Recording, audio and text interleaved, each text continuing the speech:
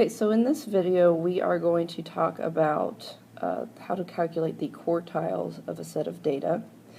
And the reason that the quartiles are significant is because they give us some idea of how spread apart the data in a distribution is.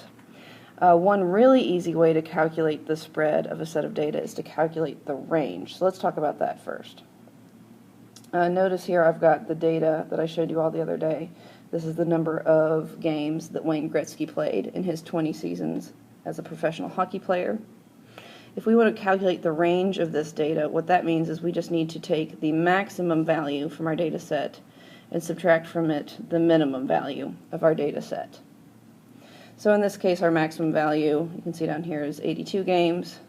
Our minimum value is 45 games, and that gives us a range of 37 games, which if you're talking about the number of games a player has played in a single season, that seems like a pretty big disparity. Playing 82 games versus playing 45 games is a pretty big difference. So range can give us one sense of how spread apart the data in our distribution is. But talking about the quartiles can be even a little bit more helpful than that. So let's do that next. I'm going to get rid of all of this. Okay, so let's talk about the word quartile itself for just a second. Quartiles. As you can probably tell from the word, we've got that quart beginning to it, so that means that we are going to break up our data set into quarters. And then we're going to refer to the first quartile, which we usually symbolically represent as Q1, the second quartile as Q2, and the second quartile is actually the median of your data set. And then we can also talk about Q3, the third quartile. And then we can also talk about Q4, but the Q4 is actually your minimum, or excuse me, your maximum value.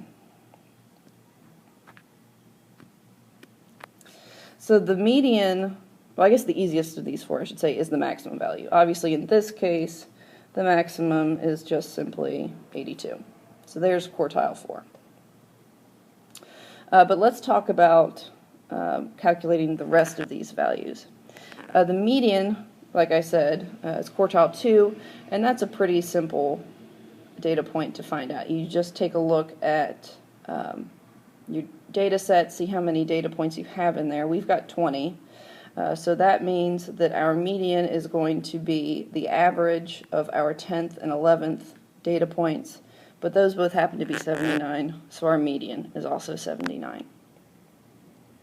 Now let's talk about how we find our first quartile.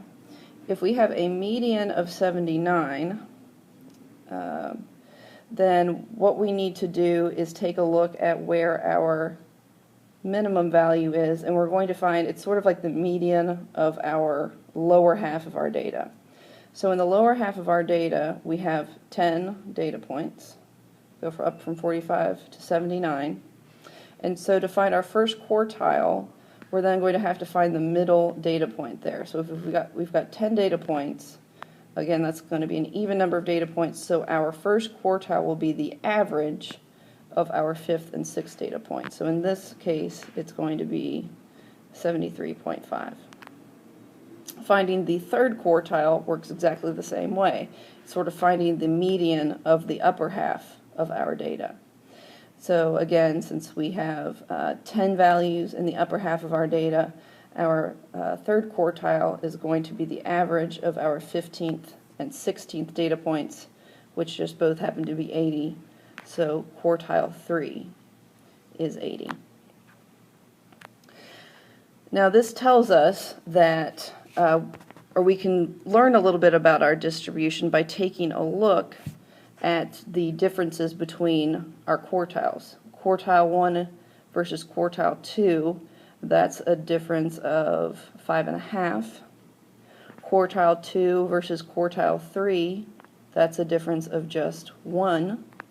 And then quartile 3 versus quartile 4, that's a difference of 2. So you can sort of see where the data gets packed in together. like I said, quartile 2 and quartile 3 are quite close to each other.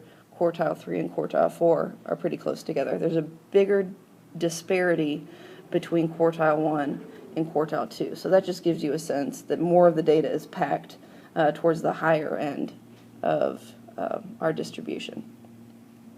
So there's the basic idea of quartiles. Again, just to reiterate, quartile 2 is the same thing as your median. So you won't often see quartile 2 referred to. It's usually just called median. Quartile 4 is the same thing as your maximum value. And then quartile 1 and quartile 3 are simply found by finding, for quartile 1, the data point that is halfway between your minimum value and your median. And then quartile 3 is found by finding the data point that is halfway between your median and your maximum value.